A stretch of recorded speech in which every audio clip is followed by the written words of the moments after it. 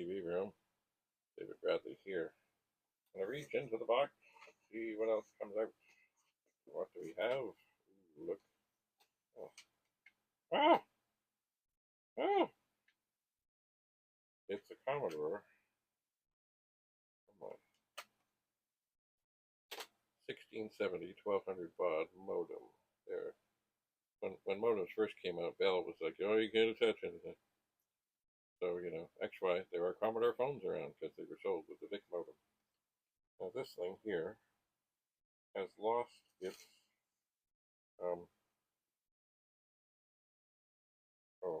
the pins that would hold this together are broken. I wonder if I don't want to really rip the wires. Will this come out?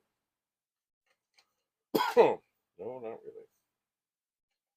Okay, I'm not going to force it to come out, but you see, the speaker is attached. So, come on, there. Okay, back in, sort of, kind of. I've never really looked into one of these, ever. Let's see here. I want to be careful not, reattaching the wires is not a terrible thing, but I don't want to do it. So let's see. We have 3 main chips. I don't think they're made by Commodore, but who knows. So it's USR86, USR85, USR85.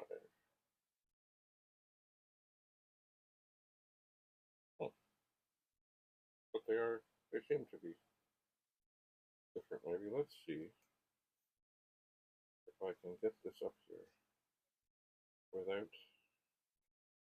hurting anything. So there's the inside of a 1670 modem. This made bulletin boarding so much easier for so many people, because when we first started with bulletin boards, it was still acoustic couplers, where you would take an actual phone and you would put it into a handset. That's how you attach to the phone. But this made it so much better. Because, of course, one of the things, I'm going to put this down before I drop something or break something. I'll try and piece it back together here a little bit. There we go. One of the things that would happen with a phone, with a carrier, was, see, the phone relied, it had carbon things inside it, in the microphone and those such things. It relied on, people talking, the phone moving around, and all that. So if you had an acoustic coupler and you had a phone in there for a long, long time, it would start to not work very well. And once in a while, you'd have to take the phone out, give it a couple of smacks, loosen up things, and everything would be much better. Anyway, these modems, as well as others, opened up the world of bulletin boarding to most anybody. Anybody on a phone line could start their own bulletin board. You didn't have to build the special circuit, no diddling around. Magic. It also, Hayes made the standard, and they were expensive modems. They were expensive. Oh my word, they were expensive. But they had the standard of commands that they made the standard and probably other companies had to pay them to use them. But I remember, you had a pulse thing.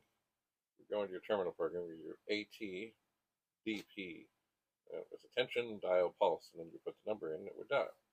And with the speaker, you could hear it. You'd hear the dial tone, you'd hear it dial, you could hear if you made a connection. And then, of course, when bulletin boards became more and more popular, there were many, many people who had autodialers. And I remember sitting in the basement of my grandmother's house in Toronto, and it seemed that as soon as somebody was done, somebody else would be on. Why? Because they had an autodialer. And the autodialer would just sit there and do its magic. And when it got through, something would tell you, yo, you got through. And then you could access the board. Anyway, these were great things for more bulletin boards, and also for crawling bulletin boards. I mean, the other thing about this is it is a 1200 baud modem. We first started off, I guess the first thing that I never had one was 110. And then came 300 baud. And 300 baud I find a nice, gentle reading speed. But of course, for downloading and other such things, it took a long time, a very long time. So 1200 came out, and then 24, and then 96, and then it just went crazy, crazy, crazy, crazy. Anyway, with this modem here, of course, on the back, there are two places for phone things. You could have one plugged into a phone line. You could also have a phone plugged in. And these switches, there are little dip switches. There are little dip switches in there. I, for the life of me, don't remember what they were for, but I'm sure they were important. But chances are with the dip switches, it was one of those things where when you got it, you set it, you never had to mess with it again. I don't know. I don't know. I don't know. I don't know. I really just, I don't know. Anyway, modems, what we used before the internet. And from what I hear, there's still lots of bulletin boards around, and they're now on the internet. But chances are they're much the same. One computer attached to the internet. And do they get a lot of action? I don't know. I don't know. Maybe if I find the discs one day, I'll see if we can set up the Bradley Brothers bulletin board system again and stick it on the internet. I don't know. Anyway, thanks for coming. We'll get back to looking around inside this box. Have a lovely, lovely, lovely day. David Bradley in the TV room. I'm your host. Signing off. Bye for now.